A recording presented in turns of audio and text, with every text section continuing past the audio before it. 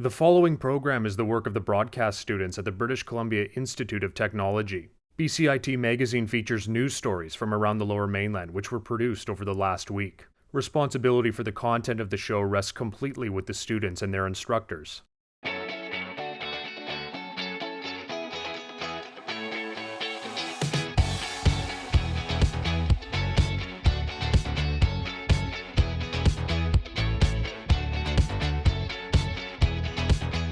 Coming up on Bcit Magazine, a legendary lifeguard is celebrated.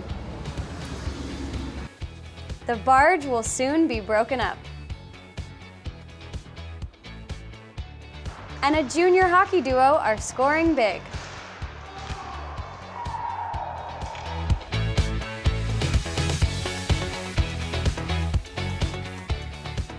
Hello and welcome to Bcit Magazine. I'm Callie McTavish, and here are today's news stories. Ukrainians across Canada are worried about the buildup of military forces along the Russian border. Over the weekend, dozens of people waving blue and yellow flags gathered to raise awareness about the current threat to Ukraine. Our reporter Leila Khader has our top story.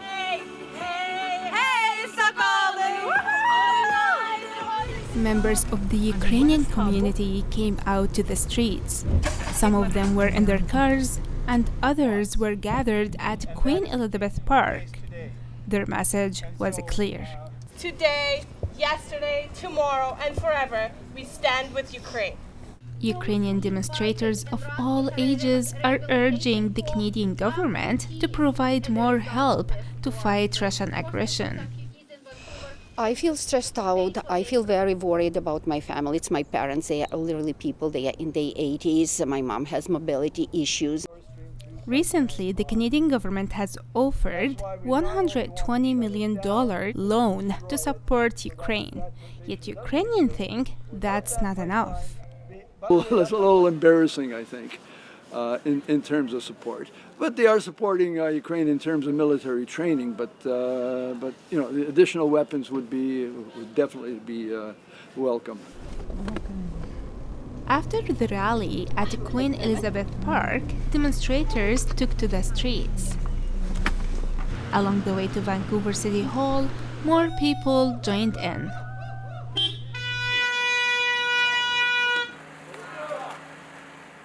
To date, NATO estimates there are at least 130,000 troops on the borders around Ukraine.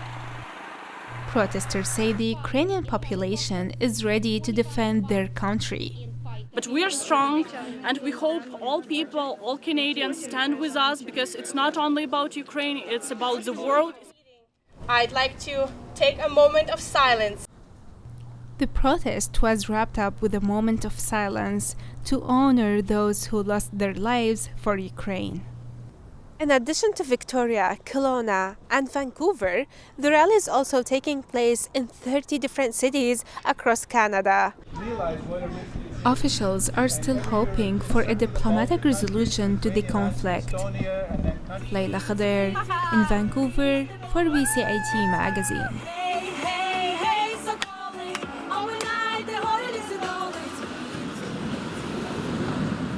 We're joined now by reporter Leila Khader. Leila, can you tell us about the latest updates? Well, the National Ukrainian Canadian Congress also spoke with Member of Parliaments and the NDP leader Jagmeet Singh to figure out possible ways to support the Ukrainian communities here in Canada, and everyone is hoping to get out of this conflict safely. Back to you. Thanks, Leila. The leader of Canada's NDP party, Jagmeet Singh, has also called for an emergency debate over the ongoing trucker convoy. Singh claims the truckers want to overthrow the Canadian government. The truckers have been protesting vaccine mandates for almost 2 weeks in downtown Ottawa. February is Black History Month, and city officials are honoring a popular Vancouver lifeguard for his contributions to the community. It's been 100 years since he passed away, but you may recognize his name from some local landmarks. On a rainy afternoon, Vancouverites gathered to commemorate the life of Joe Fortes on the 100th anniversary of his death. As Canadians of Caribbean heritage, the legacy of Mr. Fortes makes us all proud. Many people may recognize his name for the restaurant or library branch named after him. The surprising thing about Joe and the story surrounding Joe is very few people actually know the story. In 1884, Fortes found himself shipwrecked here in English Bay. He soon became the self-appointed lifeguard. Taught a lot of people how to swim as well. He did this just out of the goodness of his heart. He didn't expect any compensation. It was purely because he loved to swim and he wanted to share that. Records show many people would have drowned had it not been for Fortes.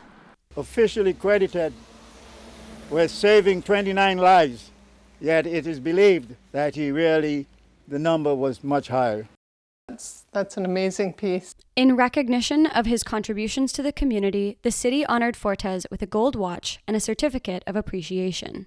You know, there was a considerable amount of prejudice back in the day, so he managed to transcend that because of all the care that he offered and the good that he did at English Bay Beach.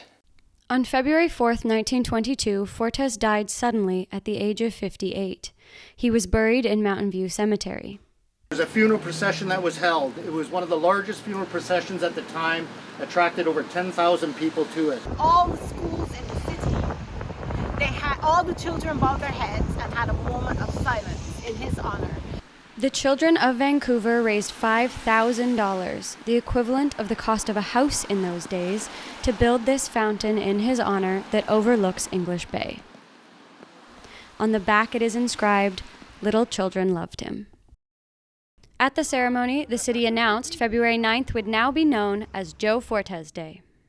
So very timely as we embark on February being Black History Month to acknowledge his contributions of those many throughout Canada and throughout BC.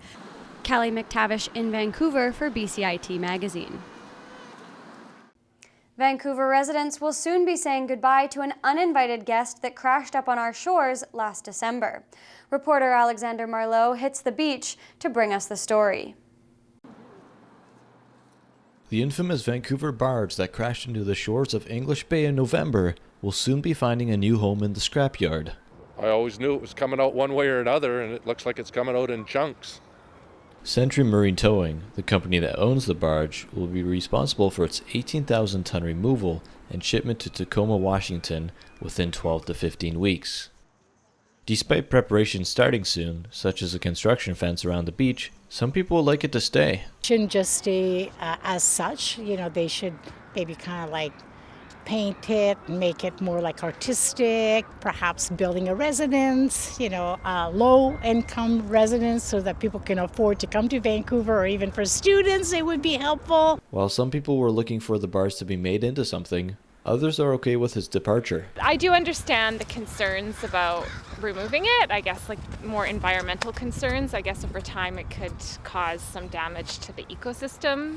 The process has consisted of environmental fisheries and ocean permits, as well as a structural assessment of the barge itself.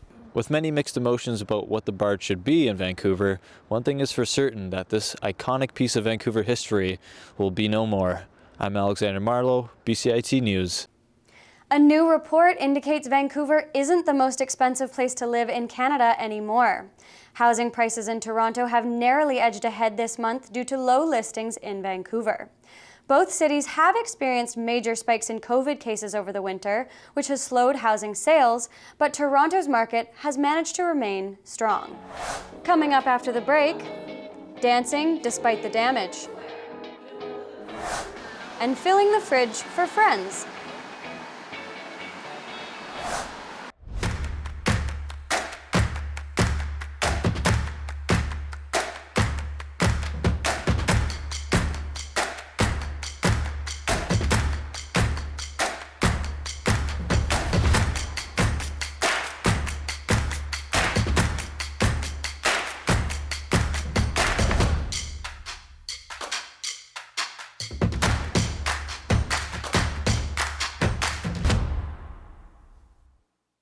Welcome back to Bcit Magazine. One local ballet studio has been struggling to stay dry. Dancers have been forced to tiptoe around the damage while the fight over insurance coverage continues. Reporter Emma Albert takes us for a tour. Ballet Lounge in Vancouver, like many businesses, has dealt with changes during the pandemic, including the addition of online classes. Right now, because of the pandemic, we're still short-staffed because of budget. But on top of reduced income, the studio has also been dealing with the aftermath of a damaging flood since last August. It completely swelled up the wood underneath, and then that's when we called the plumbers. To cover the damage to the studio floor, Caitman says she has to pay a $15,000 insurance deductible. There's some complications with whose fault it is. The strata is denying any involvement. The neighbors next door on the plumbing report say it's actually not their fault.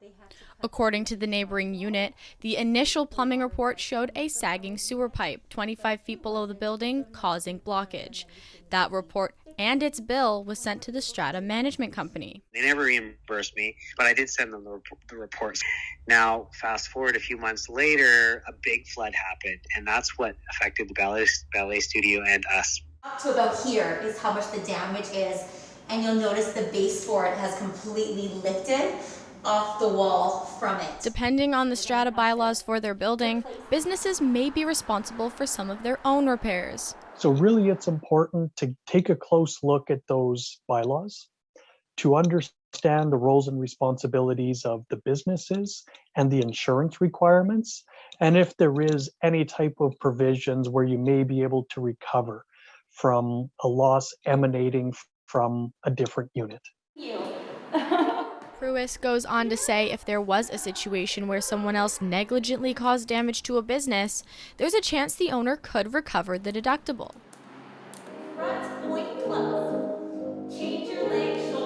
A GoFundMe page was started by some of the part-time workers at Ballet Lounge to raise money for a new floor. And so far, it's on track to hit their goal. Even with the hurdles of a pandemic and a flood, Ballet Lounge knows that the show must go on. I'm Emma Albert in Vancouver for Bcit Magazine. One Vancouver Community Centre is responding to rising food prices and food insecurity with their newest addition, a community fridge. Reporter Joe Paris has more. Welcome to Little Mountain Neighborhood House. Little Mountain Neighborhood House is a community center that has been servicing the area for over 40 years. You're welcome. This is their newest addition, a community fridge. The concept? Take what you want, leave what you can. One of the whole area, I guess, of sort of food dignity is trying to figure out ways to have it be fairly fluid, where it doesn't, like, people can just bring and people can take, and there's not a you're deserving, you're not. Little Mountain House has been doing its best to increase supports during the pandemic. I think in order for us to be relevant and effective, we've had to evolve our services, we've had to evolve our approaches pretty much constantly. Inside these doors, the tension and division felt across the country right now seem to fade away. In one room, an art therapy class. It's specifically for the Chinese community in Vancouver, and so it's facilitated in Chinese. I asked them to put their hopes, their worries about the future into the box, and they can decorate however they want to. I think it's a great chance because during COVID, people are so isolated. I think it's a good chance for them to connect with others. In the next room over, an English class for new immigrants is just wrapping up. I think this is like a great place for people to gather around, and it's good to see like such diversity. So if you're hungry, be it for fresh food, new skills, or just human connection, Little Mountain Neighborhood House is open to all. In Vancouver, for Bcit Magazine, I'm Joe Paris. The Pacific Junior Hockey League is quickly approaching the playoffs. For the Ridge Meadows Flames and their two top players, there's lots of reason to be optimistic. Reporter Aiden Sarah explains why. 20-year-old Ridge Meadows Flames winger Ryan Denny likes to score. and it often happens with help from his centerman, Nick Amsler. It's easy to play with Nick, you know, especially when we literally do everything together. We work together, we work out together, and then we come to hockey. It's like that connection is pretty special to have. This dynamic duo goes back a long way. I think this is our 8th year. Obviously, he's a huge part of my game, so we read off each other, honestly, very well. Flames general manager Derek BEDARD says he knew years ago the boys were gifted. I was doing rep evaluations for Ridge Meadows minor hockey, and that was when I first saw them as youngsters, and they were phenomenal back then, and they decided to come to our program and kind of started changing the culture of this organization. With Ryan Denny and Nick Amsler at the helm, the Ridge Meadows Flames have earned their first 30-win season in franchise history. On Sunday, February 8th, number 91 showed the crowd just how gifted he is. It was pretty special, you know, but when I got that first one in Chilliwack, I'm like, yep, tonight's the night, I'm gonna do it tonight. Denny scored 3 goals against the Chilliwack Jets. Kind of exploded it in my 20-year-old year. Never thought I'd get 43. Denny set a new record for most goals in Flames franchise history. And that is all she wrote, is number 91.